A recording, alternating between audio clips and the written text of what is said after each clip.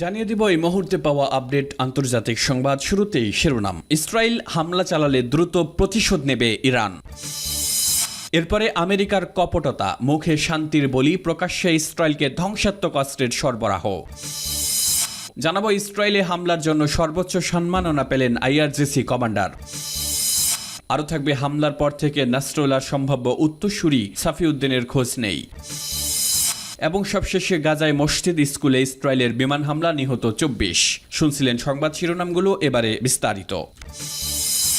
Israel হামলা চালালে দ্রুত প্রতিশোধ নেবে ইরান। ইসরায়েলে যে কোনো সম্ভাব্য পদক্ষেপের জন্য ইরান সম্পূর্ণ প্রস্তুত বলে জানিয়েছেন দেশটির সামরিক বাহিনী। রোববার তেহরানের সামরিক সূত্রের বরাত দিয়ে বার্তা সংস্থা ইরনা জানায়, ইসরায়েল কোনো আক্রমণ চালালে ইরান তাৎক্ষণিকভাবে প্রতিশোধমূলক ব্যবস্থা নেবে। ইরানের পরিকল্পনায় বিভিন্ন ধরনের পাল্টা এবং নির্দিষ্ট হামলার ব্যবস্থা রয়েছে, যা ইসরায়েলের পদক্ষেপের প্রকারভেদ অনুযায়ী সিদ্ধান্ত নেওয়া হবে। ইরানের সামরিক সূত্রটি আরও জানিয়েছে যে ট্রু প্রমিস 2 অভিযানের সময় ইরান দেখিয়েছে যে তারা ইসরায়েলের যে কোনো স্থানে হামলা চালাতে সক্ষম। প্রসঙ্গত, গত 1 অক্টোবর রাতে ইরানের সামরিক বাহিনী ইসরায়েলের সামরিক গুপ্তচর এবং গোয়েন্দা ঘাঁটিগুলো লক্ষ্য করে প্রায় 200টি ক্ষেপণাস্ত্র ছোড়ে, যা ফিলিস্তিনের স্বাধীনতাকামী সংগঠন হামাসের রাজনৈতিক প্রধান ইসমাইল হানিয়া, হিজবুল্লাহর মহাসচিব হাসান নাসরুল্লাহ এবং আইআরজিসির ব্রিগেডিয়ার জেনারেল আব্বাস নীলফরুসানের হত্যার প্রতিশোধ হিসেবে চালানো হয়। এরপর থেকেই মক্ষম জবাব দিতে ইরানে পাল্টা হামলা চালানোর ঘোষণা দিয়েছেন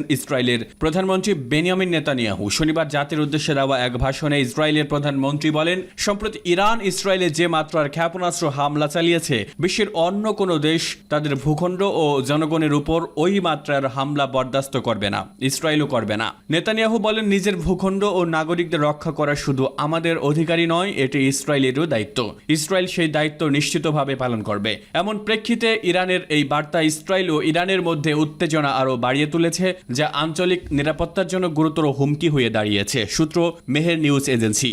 আমেরিকার কপটতা, মুখে শান্তির বলি, প্রকাশ্যে ইসরায়েলকে ধ্বংসাত্মক অস্ত্রের সরবরাহ। ফিলিস্তিনি এবং লেবাননের জনগণের বিরুদ্ধে মানবতা বিরোধী অপরাধ অব্যাহত রাখার বিষয়ে ইহুদিবাদী ইসরায়েল শাসক গোষ্ঠীকে সবুজ সংকেত দেওয়া মার্কিন প্রেসিডেন্ট জো বাইডেন স্বীকার করেছেন যে তার সরকার ইসরায়েলকে যে পরিমাণ সাহায্য করেছে, মার্কিন যুক্তরাষ্ট্রের আর কোনো সরকারই এতটা সাহায্য করেনি। মার্কিন প্রেসিডেন্ট জো বাইডেন সম্প্রতি ইহুদিবাদীদের উদ্দেশ্যে এক বিবৃতিতে বলেছেন, আমার সরকারের চেয়ে কোন সরকারই ইসরায়েলকে এত বেশি সাহায্য করেনি। পার্স টুডে এর মতে, জো বাইডেন, যিনি নিজের স্বীকারোক্তিতে ইহুদিবাদী শাসক গোষ্ঠী এবং এর যুদ্ধবাজ প্রধানমন্ত্রী নেতানিয়াহুর সবচেয়ে বড় সমর্থক, তিনি আরও দাবি করেছেন যে তার গুরুত্বপূর্ণ এজেন্ডা হলো পশ্চিম এশীয় অঞ্চলে একটি পূর্ণ মাত্রার যুদ্ধ ঠেকানো। পশ্চিম এশিয়ায় শান্তি ও স্থিতিশীলতার জন্য আমেরিকার ইচ্ছার সঙ্গে ইহুদিবাদী ইসরায়েলের সমর্থনে তার কর্মকাণ্ডের কোনো সামঞ্জস্যতা নেই। দীর্ঘদিন ধরে মার্কিন যুক্তরাষ্ট্র অভ্যন্তরীণ এবং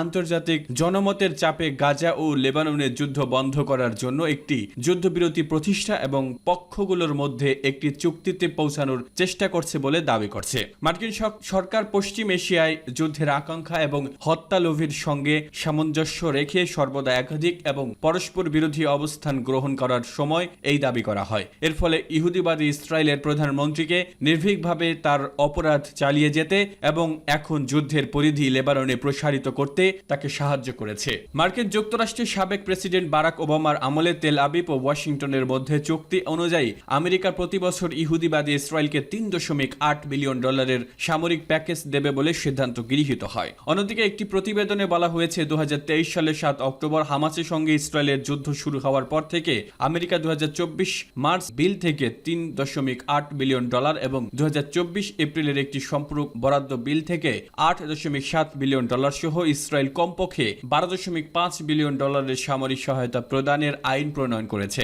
একই প্রতিবেদনে বলা হয়েছে, 2022 সালে ডলারের বিনিময় হারের ভিত্তিতে 1946 সাল থেকে 2024 সাল পর্যন্ত ইসরায়েলকে মার্কিন সামরিক সহায়তার পরিমাণ $2030 বিলিয়ন ছাড়িয়েছে। এদিকে মার্কিন পররাষ্ট্র দপ্তর সম্প্রতি লেবানন এবং অন্যান্য অঞ্চলে ক্ষতিগ্রস্ত জনগোষ্ঠীকে সাহায্য করার জন্য $157 মিলিয়ন মূল্যের একটি মানবিক সহায়তা প্যাকেজ বরাদ্দের দাবি করে একটি বিবৃতি জারি করেছে। মানবিক পরিস্থিতি উন্নয়নের জন্য এই প্যাকেজ বরাদ্দের প্রতিক্রিয়ায় আল জাজিরা লিখেছে, এখন এটি মার্কিন যুক্তরাষ্ট্রের দান করা অস্ত্র বা যা লেবাননের বেসামরিকদের উপর অবতরণ করেছে। ওয়াশিংটনের ব্যাপক কূটনৈতিক সমর্থনে তেল আবিবের কর্মকর্তাদের পশ্চিম এশিয়ায় আরও নৃশংসতা করতে উৎসাহিত করেছে। বিষয়টি এমন যে আমেরিকা গরু মেরে জুতা দান করছে। এ প্রসঙ্গে মার্কিন সিনেটের সশস্ত্র বাহিনী কমিটির সিনিয়র সদস্য ডেমোক্রেটিক সিনেটর মার্ক ক্যালি স্বীকার করেছেন যে লেবাননের সাম্প্রতিক অপরাধযোগ্য ঘটানোর ক্ষেত্রে ইহুদিবাদী শাসক গোষ্ঠী যুক্তরাষ্ট্রের তৈরি গাইডেড বোমা ব্যবহার করেছে। ওয়াশিংটন পোস্ট সংবাদপত্র ইহুদিবাদী শাসকদের দ্বারা প্রকাশিত চিত্রগুলো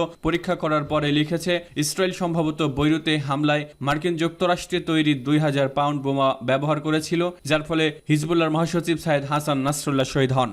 ইসরায়েলে হামলার জন্য সর্বোচ্চ সম্মাননা পেলেন আইআরজিসি কমান্ডার। ইসরায়েলে ক্ষেপণাস্ত্র হামলার জন্য ইসলামী বিপ্লবী গার্ড বাহিনীর অ্যারোস্পেস ডিভিশনের কমান্ডারকে সর্বোচ্চ সম্মাননা প্রদান করেছেন ইরানের সর্বোচ্চ নেতা আয়াতুল্লাহ আলী খামেনি। শীর্ষ সামরিক ব্যক্তিদের উপস্থিতিতে কমান্ডার আমির আলী হাজিজাদে সর্বোচ্চ নেতার কাছ থেকে ফাতহ পদক গ্রহণ করেন। পদকটি সর্বোচ্চ সামরিক সম্মাননাগুলোর মধ্যে একটি, যা সামরিক কৃতিত্বের জন্য দেওয়া হয়। এটি 1980-এর দশকে 8 বছরের ইরাক যুদ্ধের সময় প্রথম প্রতিষ্ঠিত হয়েছিল। তখন থেকে অল্প সংখ্যক নেতাই এই পদক লাভ করেছেন। গত মঙ্গলবার রাতে ইসরায়েলকে লক্ষ্য করে অন্তত 180টি ব্যালিস্টিক ক্ষেপণাস্ত্র নিক্ষেপ করে ইরান। হামলার পর ইসরায়েল জুড়ে বিভিন্ন স্থানে বিস্ফোরণের শব্দ শোনা গেছে, তবে ক্ষয়ক্ষতির পরিমাণ সেভাবে প্রকাশ করেনি ইসরায়েল। সম্প্রতি হামাস, হিজবুল্লাহ ও ইরানের সিনিয়র কমান্ডারদের হত্যার জবাবে এই মিসাইল হামলা চালানো হয় বলে জানিয়েছে ইরানের রেভলিউশনারি গার্ড। তারা বলছে, ইসরায়েল যদি এই হামলা জবাব দেয় তবে আরও হামলা চালানো হবে।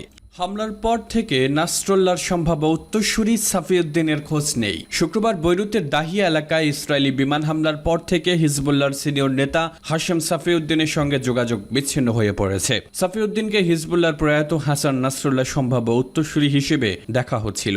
লেবাননের একটি নিরাপত্তা সূত্রের বরাত দিয়ে আল জাজিরা এক প্রতিবেদনে জানিয়েছে, সশস্ত্র গোষ্ঠীটির কার্যনির্বাহী পরিষদের চেয়ারম্যান হিসেবে সাফিউদ্দিন সংগঠনের একজন অত্যন্ত উচ্চ পদস্থ সদস্য। তিনি প্রাক্তন সচিব মরহুম নাসরুল্লাহর চাচাতো ভাই। দাহিয়াতে শুক্রবারের ইসরায়েলি বিমান হামলার পর থেকে তার সঙ্গে যোগাযোগ করতে পারছে না হিজবুল্লাহ নেতাকর্মীরা। এদিকে ইসরায়েলের কর্মকর্তাদের বরাত দিয়ে মার্কিন সংবাদ মাধ্যম এক্সিওস বলছে, গত বৃহস্পতিবার শেষ রাতে বৈরুতের দক্ষিণের শহরতলিতে ভূগর্ভস্থ একটি বাংকারে ছিলেন হাশেম সাফিউদ্দিন। সেদিন তার অবস্থান লক্ষ্য করে ব্যাপক বিমান হামলা চালিয়েছে ইসরায়েল। হামলার পর থেকে সাফিউদ্দিনের অবস্থান নিয়ে হিজবুল্লাহ প্রাথমিকভাবে কোনো মন্তব্য না করলেও সংবাদ মাধ্যমগুলোতে তার সঙ্গে যোগাযোগ বিচ্ছিন্ন হয়ে পড়েছে। খবর ছড়িয়ে পড়লে এক অফিসিয়াল বিবৃতি দেয় হিজবুল্লাহ। বিবৃতিতে হিজবুল্লাহ মিডিয়া অফিস জানায়, হিজবুল্লাহ নেতা নিহত হওয়া নিয়ে বিভিন্ন গ্রুপের সূত্রের বরাত দিয়ে যে প্রতিবেদনগুলো সংবাদ মাধ্যমে এসেছে তা অর্থহীন গুজব। লেবাননের আরো দুটি নিরাপত্তা বলছে, দাহিয়াতে টানা হামলার কারণে সেখানে উদ্ধার কাজ চালানো যাচ্ছে না। গাজায় মসজিদ স্কুলে ইসরায়েলের বিমান হামলা, নিহত 24।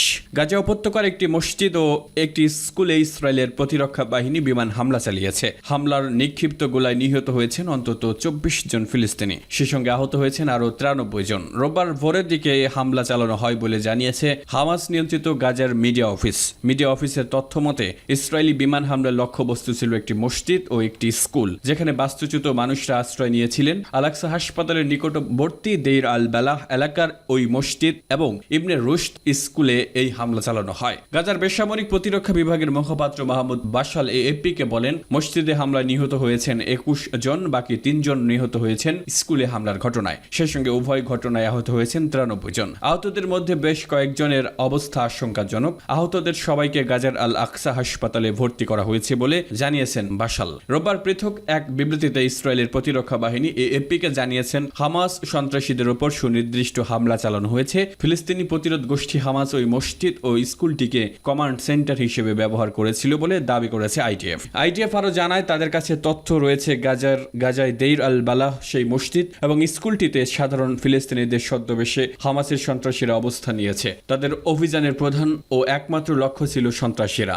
এদিকে গাজায় ইসরায়েলি বাহিনীর অভিযান শুরুর 1 বছর পূর্তির একদিন আগে চালানো এই হামলা 2023 সালের 7 অক্টোবর ইসরায়েলের দক্ষিণাঞ্চলীয় ভূখণ্ডে ঢুকে অতর্কিত হামলা চালায় গাজা উপত্যকা নিয়ন্ত্রণকারী গোষ্ঠী হামাস এবং তার মিত্র গোষ্ঠী প্যালেস্টাইনিয়ান ইসলামিক জিহাদের 1000 যোদ্ধা। হামলার পর এলোপাতাড়ি গুলি চালিয়ে 1200 জনকে হত্যার পাশাপাশি 242 জনকে জিম্মি হিসেবে গাজায় নিয়ে আসে হামাস যোদ্ধারা। তাদের মধ্যে এখনও শতাধিক জিম্মি হামাসের কবজায় রয়েছেন। এদিকে জিম্মিদের উদ্ধারে ওই দিন থেকেই গাজায় অভিযান শুরু করে ইসরায়েলি বাহিনী। সেই অভিযানে এ পর্যন্ত নিহত হয়েছেন 41,000-এরও বেশি মানুষ এবং আহতের সংখ্যা ছাড়িয়েছে 90,000।